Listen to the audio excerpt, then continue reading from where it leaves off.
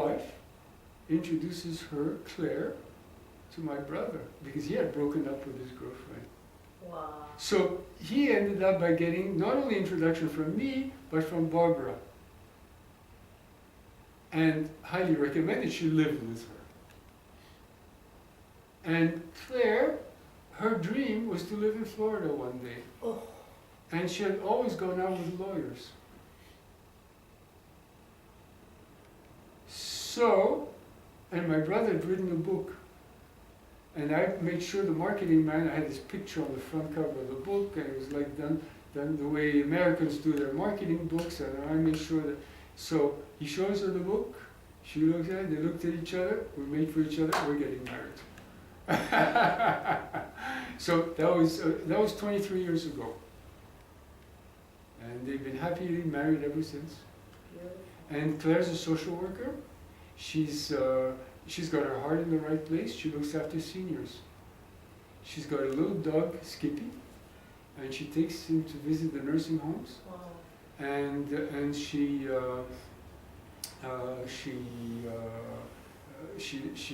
boosts their morale. He's a pet therapy dog. He's trained to do pet therapy, and so he's adorable. He's a really, really cute dog.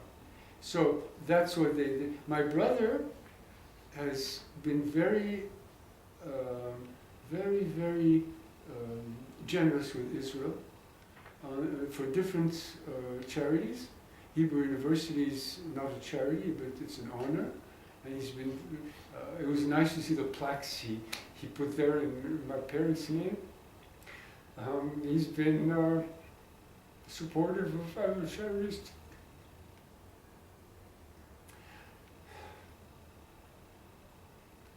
There's a children's park in Israel in my parents' name.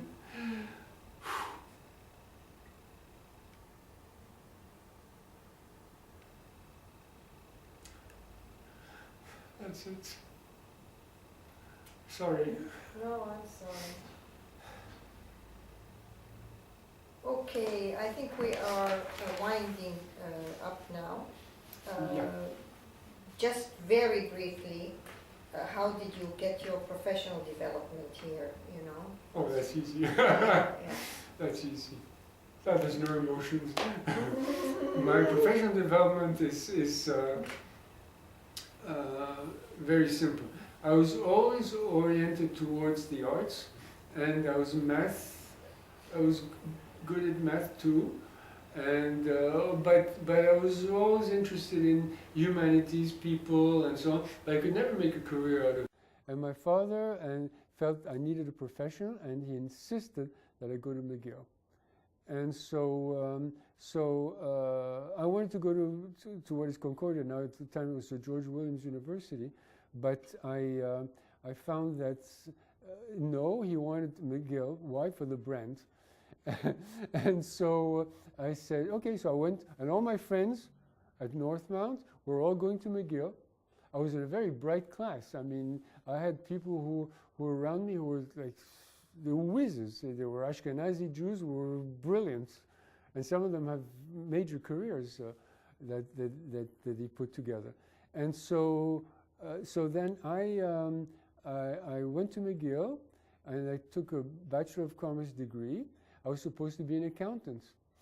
The only problem was, it was my worst subject. I looked and I said, I don't want to be an accountant. I want to be a cameraman like him. I want to be behind the camera. I don't want to be, I want to become a cinematographer. That was my dream when I was a kid in Egypt. And I could put things together. I used to put on shows and stuff, and oh yeah, and people would love to see my shows and my whatever. And so to me, accounting was not my thing. So then I told my friends, and they said, why don't you go to the Jewish Vocational Center? I said, what's that? They said, well, they're going to give you a half-hour test, and you're going to make a choice. Eventually, if you're going to choose answers to the questions, and the answers are going to reflect what your career should be, what you like, what you really, really like.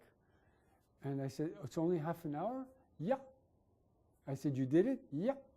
I told you what to do? Absolutely. And you're happy? Absolutely. Do it. I did it. Results. Marketing, advertising, sales. I went, I can do things like that? I used to do advertising as a hobby in Egypt. I used to go to my father's office and create ads. I grew up with my father having billboards all over Cairo. Yeah, he imported merchandise, Dogma watches. We had beautiful models, and I grew up with that. I used to go with him to make sure everything was done properly. The billboards were done properly. There were huge billboards in Cairo. There were, you know, with his brand, and it was like, you know, it was, when I think of it, it was big stuff. Billboard for what? For watches. For what? We had this beautiful blonde model holding the watch, Dogma watches from Switzerland, and you have to insist that you have a Dogma watch. Not Omega, Dogma. So he was exclusive with Dogma? Yes, he was exclusive with Dogma. Good. That was one of the businesses he had. Aside from the real estate, aside from this, it was a real dynamo. Incredible, absolutely amazing. Well, he was resourceful. And my brother is resourceful in the same way. You should see the difficult cases he deals with in immigration, and he solves them like this. You know, people tell me they've been through 6 lawyers, and they go to him in a few minutes. He's got the problem solved, and it costs him less. So you know, so he's good. You know, they're good at that. So in answer to your question, what did I do? So I went to McGill and I said to them, "Do you have a marketing course?" "Yeah, we have one." "Oh. One? That's all you got?" "Yeah." You know, you don't come to McGill to study marketing. "Do you have a sales course?" "Oh, that's a night course. We don't teach selling here. This is professional." I said, you know, there are millions of salesmen in the world. They have to learn how to sell somewhere. You don't teach it? "Yeah, we have a night course. Take a night course. And it's not part of your diploma. We don't give credentials for that." Okay. "So do you have anything else?" "Yeah, you can take management." I said, "Yeah, management I can handle." And so I did. So I took all these management courses and marketing course, and I did very well in them. My marks just extremely well. So, and it was easy to me. It came naturally. You know, management and organization and that kind of stuff, and marketing, easy. So, then when came time to get a job, my father would tell me, "I want you to work for a large company." And my aunt, Tanya Pardo, would tell me, "Don't do that. Even in Canada, they're anti-Semitic. They won't let you grow up. They won't let you become a high executive in a major corporation. You're never going to get the job. I'm telling you right now." She was right. But in those days, now it's an honor for them to have a Jew at the head of the corporations. But in those days, it wasn't. So it turns out that major corporations came, and my father wanted me to be an executive in a major corporation. He sort of ignored that. And so he wanted me to have the security of having a job. So I said, okay. So I went, they came to interview us on campus, and a company called CIL, in a subsidiary of an English company called Imperial Chemical Industries, which is a huge company. They were all over the world, and CIL all over Canada, and they're still around. They were in the plastics business. And I had worked one summer at my uncle's, my mother's brother, who manufactured jute bags and plastic bags for asbestos, for potatoes, for you name it, all kinds of things like that, raw materials. So I knew the bag business, and I was always interested in reading and learning and so on. And so I learned about the bag business and the new thing, which was the plastics business. in the business magazines that I read. Also, I was used to it because when my father was getting into mergers and acquisitions, I would supply him with a lot of information that he needed for his deals. Here? Yes. He went from real estate to mergers. And he would sell major Canadian, Quebecois companies like Victoriaville hockey sticks to the Americans. You had all these Mayotte brothers who had created this fabulous hockey stick company, which was world, in the hockey world, it was renowned, and they needed to retire. They needed somebody to take over, and they needed to cash in, basically. And my father would bring in the Americans, and he would sell the company to, and the Mayottes would be thrilled. They made a lot of money. Same thing with St. Levine uniforms in Toronto. And when I looked at the deals, the complexity of those deals, how he did it, I have no idea. It takes my brother's finesse. But I supported him with a lot of information, I love to do that research. And I was president of the investment club at McGill. I was good on investments. And I was offered, thanks to my father, a job at Green Shields, stockbrokers, during my summers when I was at McGill. And they offered me, they said, come, we take a few trainees during the summer. And I was like 2 or 3, so I was one. And so I went there, and they had me counting stocks. And I made mistakes, a lot of mistakes. I was bored. There was no human interaction. It was counting. It was like accounting again. I don't like to count. No. I count my money, yes, but counting stocks, no. So anyhow, they said to me, how would you like a job in the research department? I said, research? Oh, finding out what companies do and how they do it? And finding out and reading annual reports? Yes. And reading about the people who made these companies successful? Yes. Do you want to do that? I said, boy, do I want to do that. So I had 2 very happy summers at Green Shields doing research. So I learned. And when my father got into mergers and acquisitions, to me, research was second nature. I read, my father would bring the Wall Street Journal. We had like 4 or 5 newspapers every day at home. And I would read through them, and this is good for you, Dad, this is good for you, Dad, put this together. At Green Shields, they showed me how to research all these things. And here, this, they're highly likely to go into this direction. Why don't you offer this, that to them? So I was supporting him that way. So I ended up by being interviewed by CIL on campus. They interviewed 200 people, and they chose 2. And the year before that, they had also chosen 2. And one of the people they chose was a young man called Aldo Ben Sadoun. Have you heard of Aldo's shoes? Well, he was one of them. So I've known him for all these years. That's the Aldo story, but that's another Sephardi who did very well, and so but he's a billionaire now.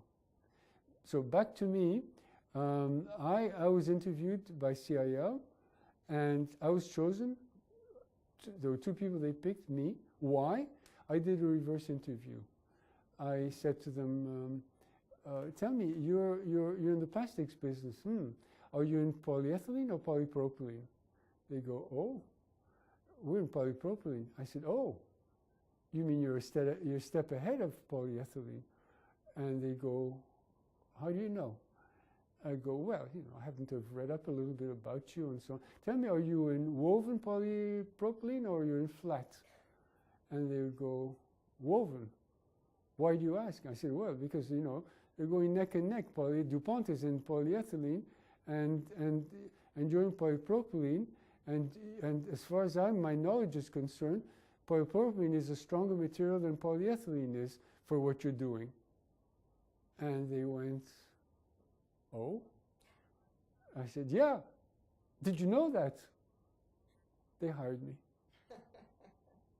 And so I was marketing assistant there, and over the years I was able to develop things like, not long, 2.5 years I was there, things like plastic bags, freezer bags, shelf liners, all that kind of stuff with brands. I did the design of the packaging. To me, it was second nature. I would walk into supermarkets and say, hey, this is how we're going to position ourselves, this is how we're going to do it, this is how, here, let's do it. Artists do this, cameramen do that, take a picture of this, to me, I just did it. And so I was quite successful at doing that until they decided they were going to promote me and send me to Edmonton. And I said, Paris? Yes. London? Yes. Rome? Yes. Geneva? Absolutely. London? Okay. But don't give me Edmonton. I've been there before, not a fact, but you're going to get a great career with the company. Not a fat chance. I don't want a great career in Edmonton, thank you. So my friends at the time were after me, my nice Jewish boys, and they've been really a fabulous influence on me. Ashkenazi Jews have been really wonderful. The ones you went to school with? The ones I went to school with. The ones at Northmount and the ones at McGill. And they were coming from they were immigrant families, and they were very ambitious, and they needed to survive, they needed to succeed, and they said to me, you little aristocrat, basically, the message they conveyed, it's not going to be handed to you on a silver dish, go get an MBA. BCom is not enough. I said, but look at all these things I'm doing, get an MBA. So I did. And I said to my father, McGill doesn't accept me because it's the commerce and the MBA degree are too similar. And so my friends went to NYU, New York University, and can I go to New York University? So his family on his mother and his sisters, his brothers were all in New York. So to me, I knew New York. And again, I used to go by myself around New York all the time, even as a kid. It was like no problem. So I said, can I go to New York? But it costs. So he said, don't worry. Here's a check for the difference. What do you need? So we sort of split it. And he wanted me to feel that I was doing things myself too.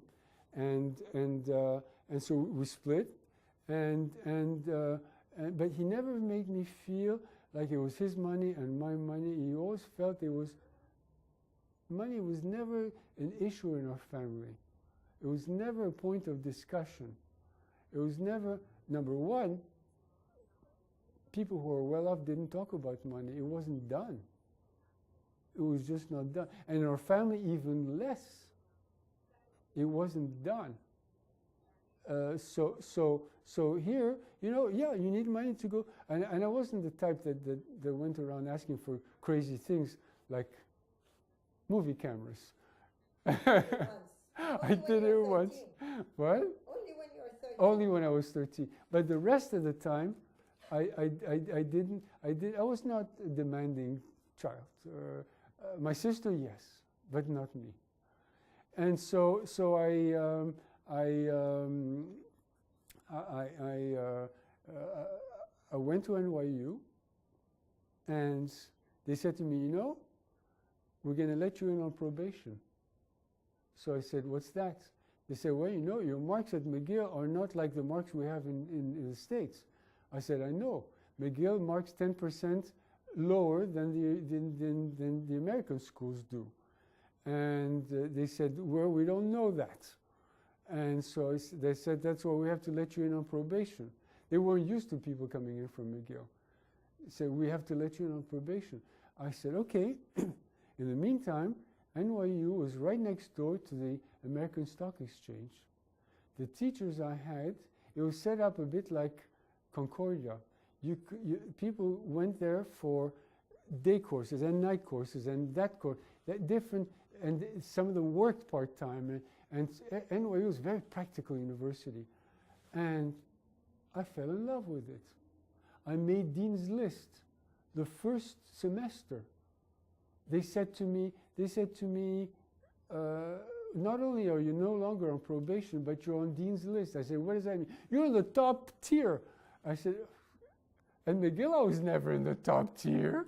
I was never considered particularly brilliant, except in the marketing areas and management, never there. So they said, yeah, you're in the top tier on everything. They private schooled me. Their classes were smaller, and they made me feel important. They brought the best out in me.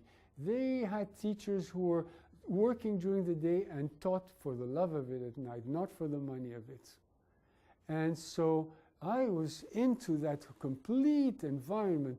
The American Stock Exchange, the events that were going on, and we were invited to the Waldorf Astoria for lunches and things like that. You know, this was, I was exposed to New York's upper echelon. And that, to me, was like, wow. So I did extremely well. We used to have cards that, if you wanted the teachers to mail you your marks back immediately, it wasn't online in those days. There was no online. Fax was already a big deal. But you put a card, you use a self-addressed envelope or self-addressed card with a stamp, and I would put, congratulations, Robin, your mark for economics is, or your mark for marketing is, and they would write me, pretentious, aren't we? And then they say, okay, so your mark is A minus. I'm not giving you an A. I said, good enough, I'll take it. So anyhow, it was wonderful. Yes?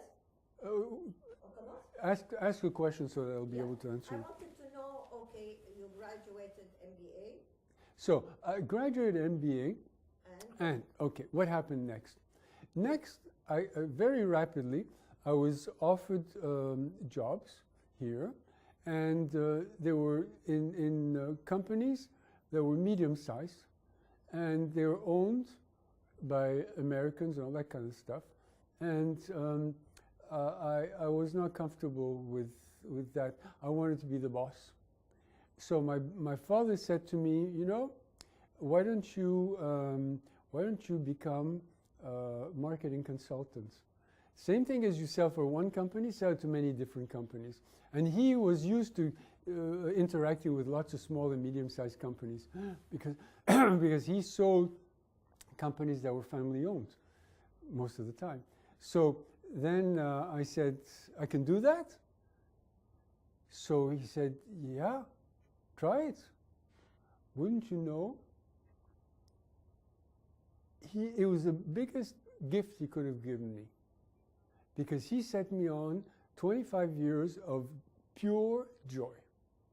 My first client turned out to be my cousin, Eve's cousin, who had a drapery manufacturing company, drapery trimmings manufacturing company, and I had worked for the American subsidiary of a drapery trimmings and they saw the work I'd done for them, and they said, can you do it for us?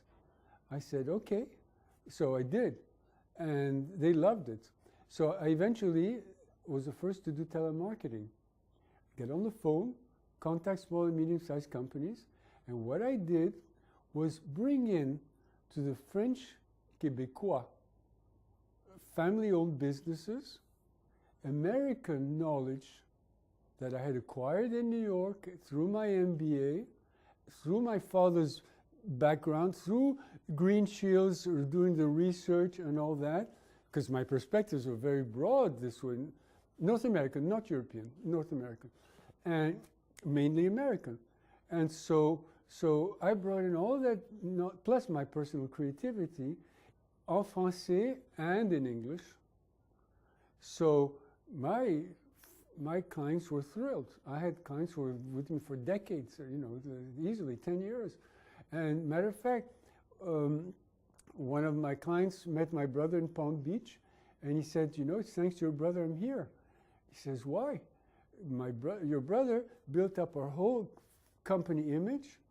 We were able to sell it, and I'm here.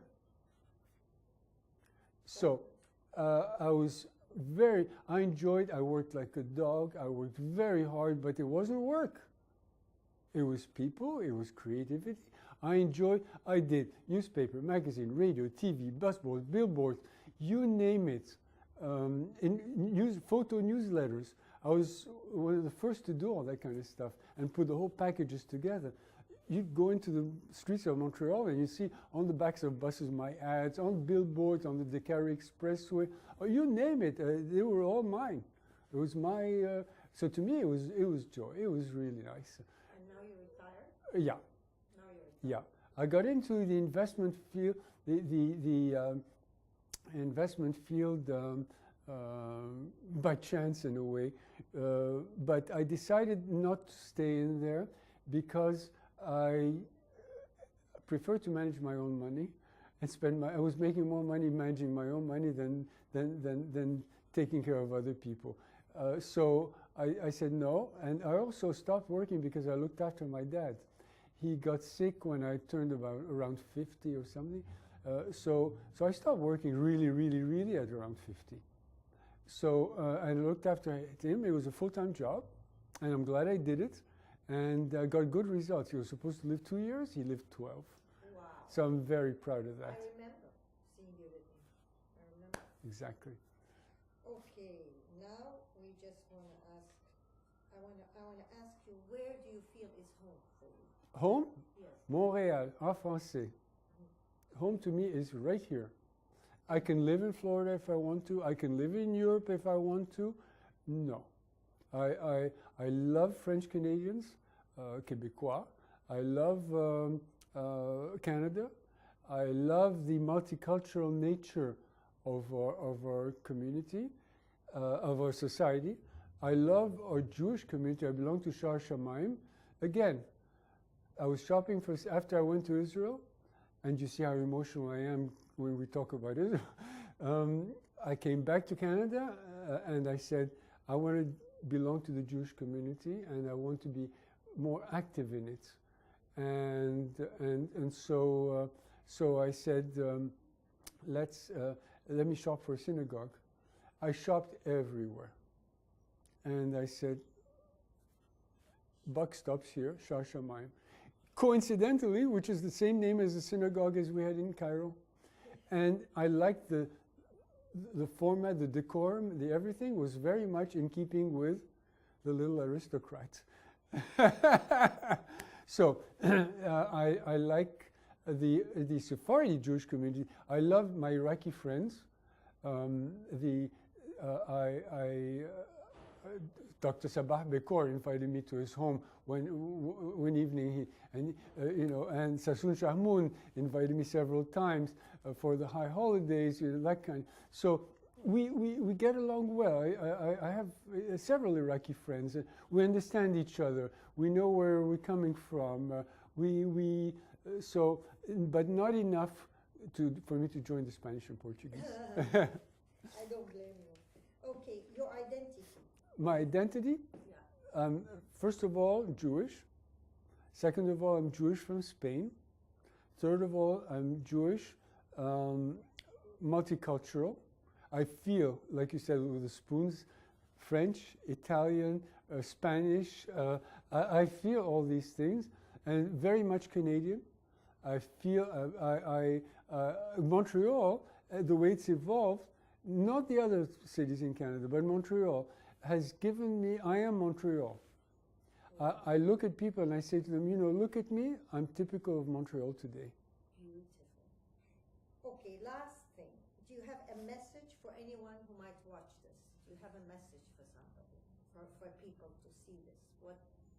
Inspirational message? Yeah, they should continue watching all the beautiful videos that you're making.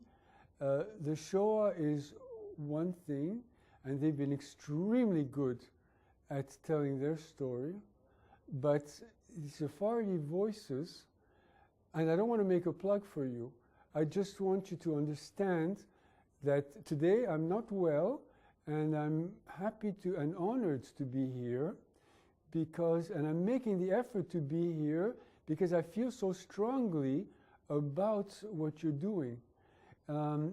We have to tell our story. The world has to know what we've gone through. I didn't know many of the stories my Iraqi friends went through. They went through hell compared to us. I don't know of any Egyptian Jew who got killed. I know many who died of natural causes caused by stress, including both my grandfathers, including my mother and all that. That I wouldn't be surprised if stress had to do with it. But the reality is that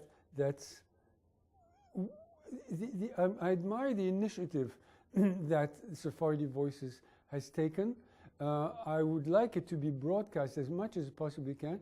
One of the young Vietnamese kids, I have a young man I mentor who's Vietnamese, who's born here but Vietnamese parents, and he wants to learn all about Jews. Absolutely. You know why? Because the kid sees what Israel is doing and what Israel has done, and he wants to know how come. He wants to know where it's coming from. And I am in awe and admiration of what Israel has succeeded in doing. The rock and desert my mother said it was, which it was, and still is in a lot of ways, has been turned to greenery and has been turned to prosperity, and is now, the Arabs are wanting to make friends with us.